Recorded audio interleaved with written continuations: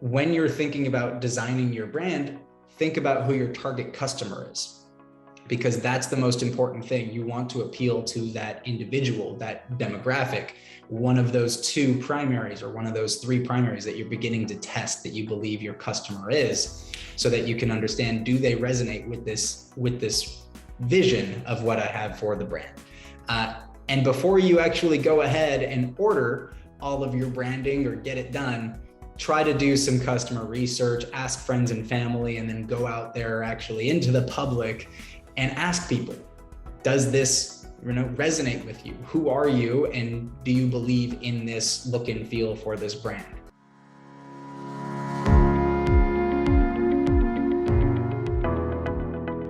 Hello everyone, welcome to the next episode of Live South Africa Talks. I have with me David Jakubowicz. He would like to introduce his brand and himself. So over to you, David. Yeah, thank you. Thank you for having me. Like you said, my name is David Jakubowicz. I'm the co-founder of Nebula Snacks, and we make sugar-free vegan chocolate bars. That's nice. So David, how do you define your target market? Can you please brief on that? Yeah. Today, our market, from an overall standpoint, is individuals who choose to be and want to be more health conscious. But as we've developed as a brand, we've hyper focused on a couple of different specific target demographics as opposed to that larger overall group, because as a startup, we can't realistically hit every individual within those markets, within that overall market. That's correct. And how do you pinpoint those specific groups of consumers which you want to target? Yeah, to be honest, the best way to go about it is testing early. Transparently, I wish I did this, when we first started the business. I was working full time at another company and doing this on the side. And my previous role was digital marketing. I acted as a consultant platform side at Facebook and TikTok to up and coming businesses.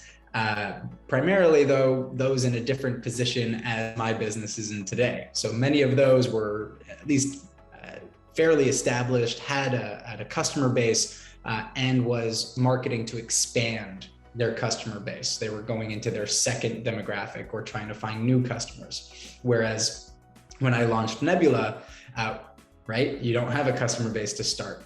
And originally, I think I started too wide. I went after everybody who could potentially be interested. I was thinking individuals who are keto, individuals who are diabetic, individuals who just want to cut sugar from their diet, health conscious moms, et cetera, et cetera, et cetera. Today, I look back and say, you really need to dial that back or dial that in into very hyper specific target demographics, maybe 2 or 3 at the beginning, test which ones work, and then focus on 1 to 2 max. So today, our 2 primary demographics that we've been testing out of the 3 that we originally tested is the diabetic community, because our sugar substitute, we use all natural monk fruit and allulose, which does not raise your blood sugar, making it a great opportunity to have sugar-free, diabetic-friendly chocolate. And then the second one is health conscious mothers, specifically with young children. So it's a larger market, but if we can tap into it, it'll really benefit us in the long run. Great, David. Very well put. That leads me to my next question. So what are the new age consumer trends which you are seeing in the North American or the American mainstream markets? Yeah, I mean, there's a bunch. A couple of them are what we are focused on as a business, right? Sugar-free or no sugar added specifically. Overall, I think the American consumer is becoming more aware of added sugars in their products, particularly because the FDA now requires you to list added sugars on your nutrition facts. That happened just a couple of years ago. Right. In addition, we're getting smarter. We're understanding nutrition better.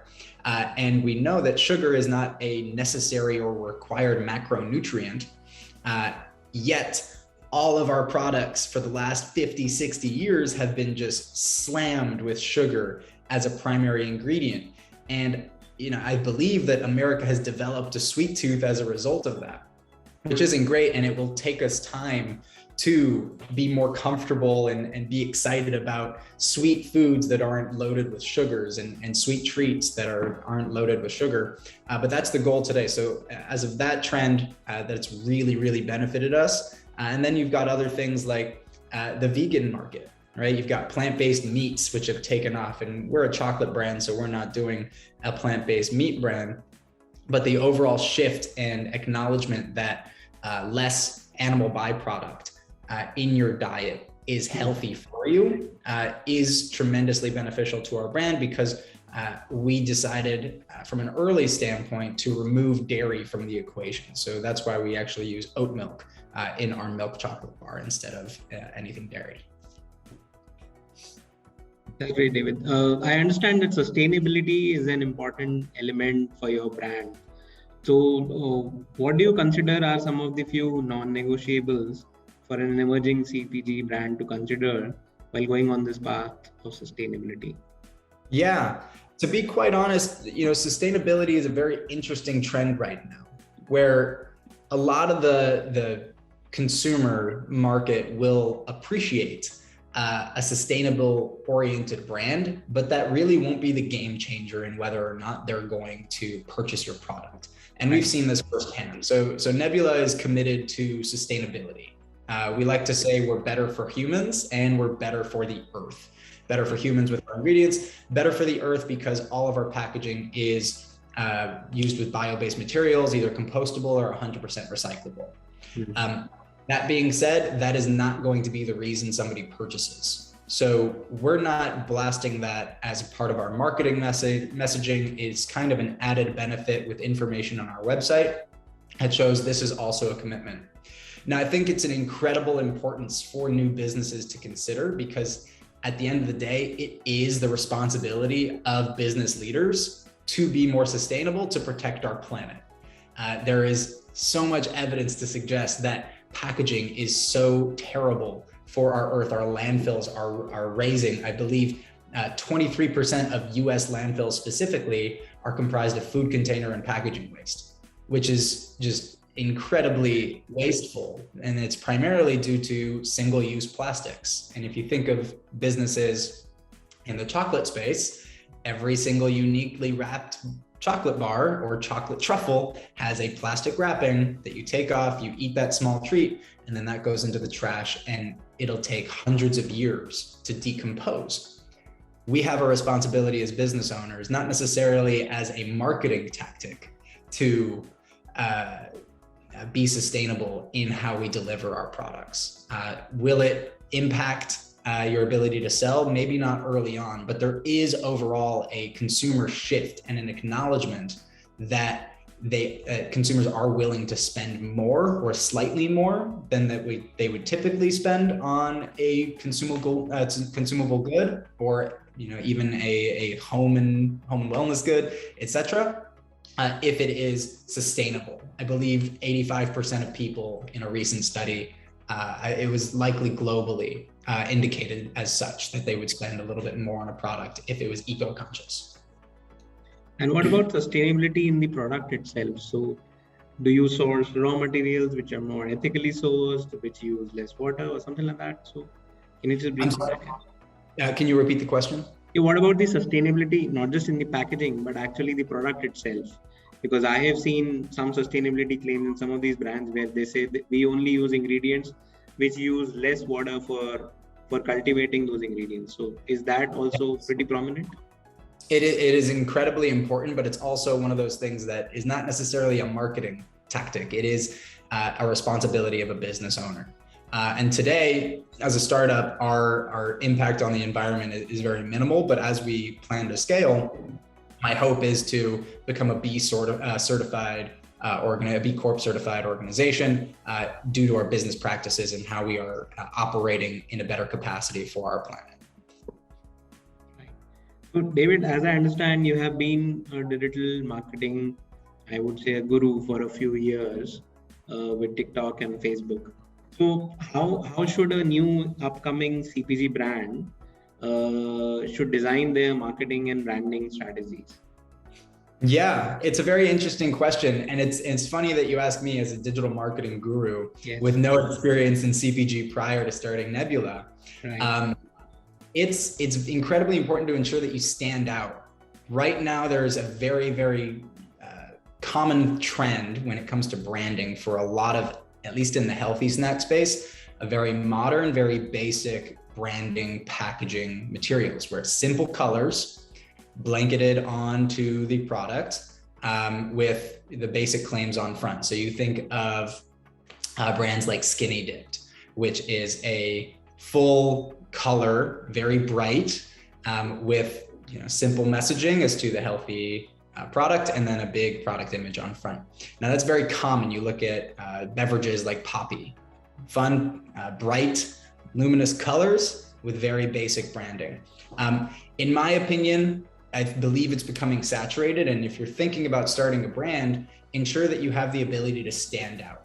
But I'll also come back to that first question that we discussed is when you're thinking about designing your brand, think about who your target customer is, because that's the most important thing. You want to appeal to that individual, that demographic, one of those two primaries or one of those three primaries that you're beginning to test that you believe your customer is, so that you can understand, do they resonate with this vision of what I have for the brand? And before you actually go ahead and order all of your branding or get it done, try to do some customer research, ask friends and family, and then go out there actually into the public and ask people, does this resonate with you? Who are you? And do you believe in this look and feel for this brand? Because as confident as you might be, it is very important to get third-party validation on anything that you do from a branding standpoint. Absolutely, absolutely. In fact, I was speaking to someone today and I just told them that probably our packaging branding is one thing which is almost always a continuous exercise. As a co-founder, you're never satisfied with how your product looks, and you're always seeking feedback from the customers and making minor tweaks to your packaging almost always. Absolutely. I have so many things I want to change on my packaging right now. And it's just a matter of you live and you learn, right? You get that feedback over time. You take more time to look at your product and your packaging, and you see all the different opportunities for testing and understanding what can up level this package. For me, as a primary example, right now, I've got a number of things on my package. It says sugar-free, it says plant-based, it says sustainably packaged. But one of the big call outs that I missed early on was ensuring that I amplified our net carb count on the wrapper itself, right? Because our dark bar has 1 gram net carb. And that's because I wasn't necessarily thinking that we were going to be in-store retail. So I was focused on more of an e-commerce package. But regardless, I should have packaged it with as much information on the front as possible. And one of those big call outs is net carbs.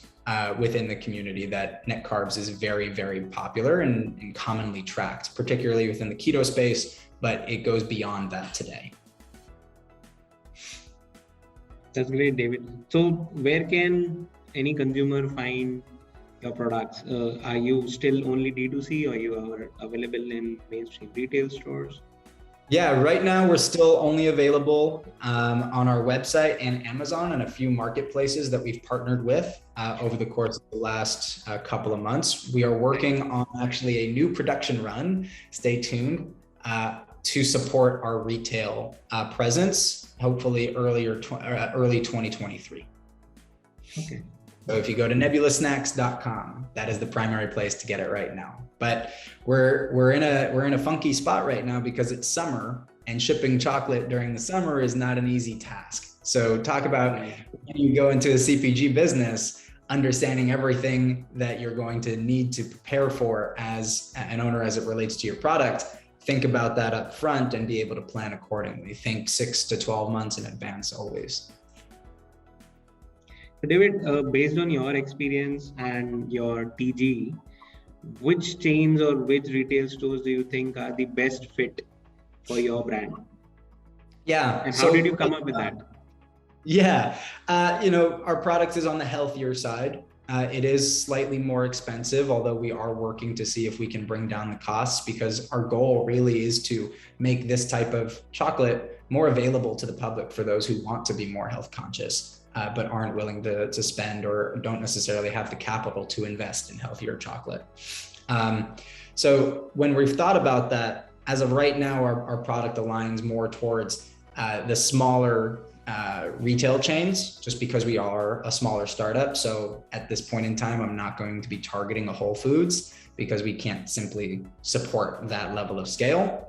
So think about, a local Southern California small retail chain like Erewhon. Erewhon would be a great fit for us because we are a sugar-free vegan chocolate bar, and their market is very high-end in Southern California. I'll also think about Bristol Farms, and then of course a couple of others in major urban cities like New York. Gristetti's would be a great convenience type grocery store that we'd like to test, so on and so forth. So starting with kind of those smaller chains, maybe 10 to 50 doors, get our bearings, understand our shelf velocity, at which point then we can better prepare for a national retailer like a Sprouts. A Sprouts would be a tremendous partner for us to target in the long run. That's great, David. You have extreme understanding of your TG and your industry. Do you have any questions for me, David? No, I don't have any questions for you at the moment. I mean, I'd be curious, as I guess while I have you, as it relates to Nebula and our branding and our markets, what is your opinion when looking at our site or looking at our product? So David, for the longest time, I have been following RX Bar, and somehow through that, I think Dhaval got in touch with you because your product was kind of in the same range, same industry. And we felt that it was pretty exciting for someone like you to get to.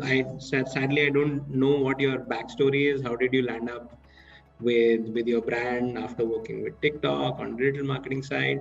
But I think it was really interesting that a new age brand would probably come up like the RX Bar, and I thought that was really interesting. Yeah, and what's interesting about RX Bar is that they were tremendously successful because they started with one particular niche, and that was the CrossFit community. So RX Bar is now gigantically mainstream, and a lot of individuals who are looking for a natural, protein-oriented snack bar go to RX Bar because it started and was able to grow. But it did only start at CrossFit gyms. It was sold in person at those locations, and then it grew in popularity to the point where major retailers brought them on. So take that lesson and think, when I have my product, don't try to hit everybody at once. That's not feasible, particularly for a bootstrap startup, right? I have no funding other than myself. How do we get this in the hands of individuals and create a community around this product? And then you can build it from there. But if you're trying to hit multiple people at once, it's going to be incredibly difficult. That's great, David. So David, we run a community of fellow entrepreneurs. It's called Sustainable Future Foods, where we try and promote young sustainable brands like yourselves and ours. So what kind of help would you seek from such a community? And we have a bunch of people over there who are either investors, brokers, purchasers at some of these retail chains, or fellow brand owners like us. So what kind of help would you seek from them? Yeah, as a young entrepreneur, I say we can take all the help that we can get. Right, we're four hands between myself and my co-founder total on the business right now. Right. In terms of our priorities, right, our e-commerce presence is our highest priority at the moment. So as we think about opportunities to get the chocolate in the hands of more people so that they can tell their friends and we can get more of awareness around the brand, that really is the ultimate. So partnerships with like-minded brands, or events where we can potentially bring our chocolate and allow individuals to give it a taste, that would be tremendously helpful. In the long run, though, being a member of this type of community is incredibly beneficial because of the opportunity for, introductions to, distributors, brokers on behalf of distributors would also be helpful. Like I said, if I was talking about Erewhon as a target market, or Bristol Farms' target market, or Zupan's market, which is I believe in Denver, or even locally here in Austin, Texas, we would love to work with a Royal Blue Grocery or a Tom's Market. Those are the small retail chains that if somebody has the ability to make an introduction, that would be so valuable for us to be able to get inside the door and present ourselves and tell our mission and our vision of what Nebulous Snacks is all about. That's great, David. So I'll add you to that community. It's basically a WhatsApp group where it's no questions asked, and you can seek help from different people on the group. And it's growing, by the way. So it's about 90 members as of now from 20 different countries. But we happen to grow it by about 10-15 members almost every month. Yeah, I was added about a month ago, and I've loved the conversation in it. I've loved the conversation in it over the course of the last couple of months. It's great to just ask and field questions and see what other individuals are looking for, and then potentially be able to offer my support as well. Right, my background is a little unique in the space. Not too many people join CPG from a digital marketing background, and there's pros and cons to it. Right, there's pros because I've been working with scaled marketing teams for a long time, but that also is a con because I've been working with established brands, and now I'm a startup. So it's kind of that give and take where I have some ability to do things like A/B split testing on my website, which is incredibly important, but I still need to be able to get my brand out there off the ground with a bootstrapped budget, which is a little bit different from the brands that I used to support. David, just curious, what is it that you and your co-founder do yourself, and what operations have you outsourced to a co-packer or something? Yeah, so we do use a co-packer. We're not manufacturing ourselves, but in terms of how we're operating the business, we try to do everything ourselves, right? When you can save some money and do something yourself. So the web design was myself. Right, that was something that we did not outsource, but things like production, and then we also worked with a food scientist to finalize our recipe before production, are things that we had to outsource because that's not our skill set. When it comes to operating the business, though, we are wearing a lot of hats at the moment. Doing finance, doing customer service, doing web design, web editing, marketing, so on and so forth. So when you email our customer service line, which is greetings@nebulosnacks.com, that's me, right? It's not a customer service rep. We're not outsourcing it to anybody. That is myself. Occasionally we do outsource a little bit of creative work, but that's a very small aspect of the business. Good to know, David. I think that's it, David. Anything else you want to discuss about? No, I'd be curious, you talked a little bit about the North American mainstream market, right? I talked a little bit about sugar and vegan trends. There's obviously some more trends in the space going on that don't necessarily relate to us. I'd be curious, what are the things that you're looking for and that you're seeing across the different aspects of the group that you support, as well as, other parts of your business? So David, the ensuing theme these days, especially post-COVID, seems to be vegan. We are also trying to ride on that wave, and our products are plant-based. So we try and seek pastures in those kind of areas as well.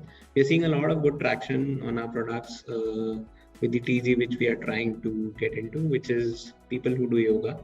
So we are only targeting people who have dietary needs either pre or post yoga or workouts. So that is the TG which we have defined for ourselves. And we are there on Amazon US. We are there in about 100 odd stores across America. We are still trying to crack the code on some of these mainstream large chains. We're speaking to a few of them, and hopefully something good might come out soon. The community has been helpful for us for making connections to different buyers, to brokers, etc.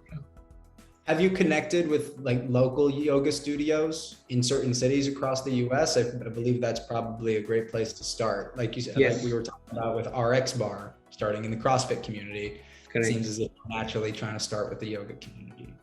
Funny that you mentioned that. We have a great program for yoga teachers and yoga studios, an associate kind of a program where they promote our brands through a barter, and we give them some discount coupons and they can make money through whatever sales they derive for us. So we have started that. It's going well.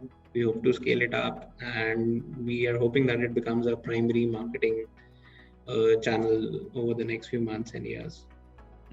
Amazing. David, what are the marketing channels which you use apart from, I'm sure, Amazon ads and Google ads or things like that? Yeah, right now we do a little bit of Facebook and Instagram advertising. We've tested a little bit of TikTok, a little bit of Google, a little bit of Amazon. But transparently, we don't have a large marketing budget, right? Right. We're bootstrapped, we're self-funded. So a lot of what we're trying to do is organic. And in terms of the channels that we're prioritizing, the two that stand out the most in terms of ability to go viral, or ability to get extended reach that other platforms don't present themselves as, is TikTok and LinkedIn.